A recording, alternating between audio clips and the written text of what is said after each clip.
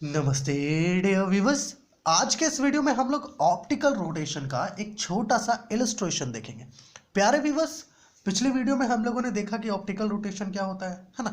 हमें पता है ऑप्टिकल रोटेशन के बारे में। जनरली जब एक ऑप्टिकली एक्टिव सब्सटेंस के द्वारा जब किसी एक प्लेन पोलराइज्ड लाइट के प्लेन को रोटेट कर दिया जाता है, ओके, उसे हम लोग ऑप्टिकल रोटेशन कहते हैं। इसी फिनोमेनन को ऑप्टिकल रोटेशन कहते हैं। तो यहाँ पर एक छोटा सा इलस्ट्रेशन देखेंगे ऑप्टिकल रोटेशन के लिए। प्यारे व्यूअर्स, फिगर नंबर 1 में देखिए, ये हमारा पहला वाला फिगर नंबर 1 है। इमेजिन कीजिए कि यहाँ पर ऐस कोई एक सोर्स ऑफ लाइट है जिससे अनपोलराइज्ड लाइट बाहर आ रही है। ओके, इमेजिन कि यहाँ पर से अनपोलराइज्ड लाइट जो है बाहर निकल रही है और ये इधर आ रही है। ठीक है, अनपोलराइज्ड लाइट है ना। हमें पता है अनपोलराइज्ड लाइट क्या होता है, ये हर डायरेक्शन में होता है unpolarised light. Okay, so S is a source of light जहां से अनपोलराइज्ड लाइट निकल रही है। ठीक, और ये क्या है, ये है आपका निकोल प्रिज्म। ओके, क्या है, निकोल प्रिज्म।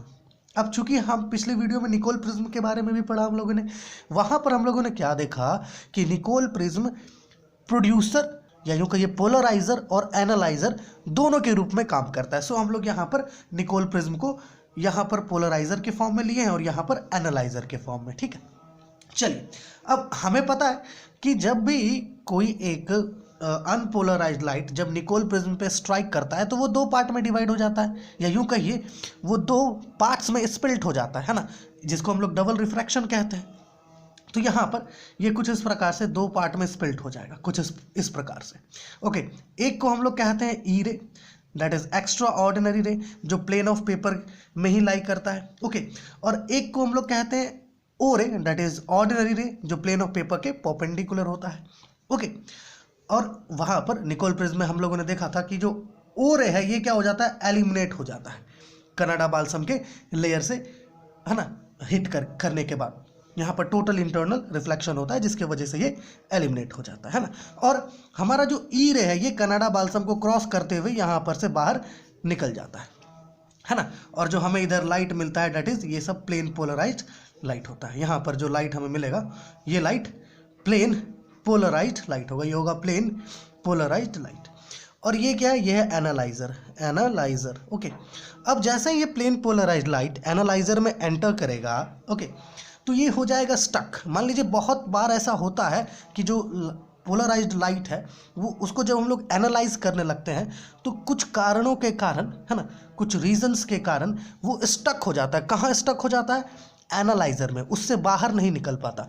ऑब्जर्वर जो एनालाइजर के राइट साइड पर खड़ा है, ये वाला ऑब्जर्वर, इसको पोलराइज्ड लाइट दिखता ही नहीं है। ओके, जिसकी वजह से हमें क्या करना होता है, इसका जो प्लेन है उसको हम लोग रोटेट कर देते हैं एक ऑप्टिकली एक्टिव सब्सटेंस की मदद से। अब चलिए, यहाँ पर तो ये प्लेन पोलराइज्ड लाइट आ गया। अब ये प्लेन पोलराइज्ड लाइट जैसे ही इस एनालाइजर में एंटर किया, ये क्या हो गया, स्टक हो गया। और यहाँ पर जो हम लोग टेलीस्कोप से देख रहे थे, है ना, या माइक्रोस्कोप से देख रहे थे, हमें ऑब्जर्व नहीं हुआ। ओके, तो अब क्या करें भाई, ऑब्जर्व तो हुआ नहीं, तो हम लोग क्या करते हैं, इस एनालाइजर के पहले एक छोटा सा ऑप्टिकली एक्टिव सब्सटेंस रख देते हैं। ये ऑप्टिकली एक्टिव सब्सटेंस क्या करेगा, ये जो प्लेन ऑफ पोलराइजेशन है इसको हल्का सा रोटेट कर देगा, राइट की तरफ या लेफ्ट की तरफ। ओके, डिपेंड करता है कि ऑप्टिकली एक्टिव सब्सटेंस किस प्रकार का है। अब चूंकि हमें पता है ना, ऑप्टिकली एक्टिव सब्सटेंस दो प्रकार का होता है, लेवो रोटेटरी और डेक्स्ट्रो रोटेटरी, उसके अकॉर्डिंग ये रोटेट करता है।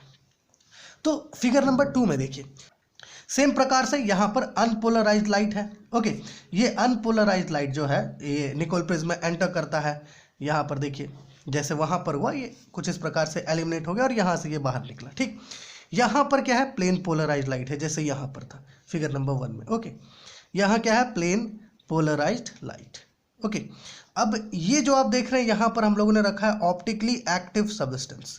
मान लीजिए ये क्वार्ट्ज हो सकता है, क्वार्ट्ज क्रिस्टल, या हो सकता है ये शुगर सॉल्यूशन हो। ओके, सो यहाँ पर जब ये प्लेन पोलराइज्ड लाइट इस क्वार्ट्ज क्रिस्टल में, या फिर ऐसा कहते हैं ऑप्टिकली एक्टिव सब्सटेंस में एंटर करता है, तो होगा क्या, इसका जो प्लेन ऑफ पोलराइजेशन है वो हल्का सा रोटेट हो जाएगा। इसी को कहते हैं ऑप्टिकल रोटेशन।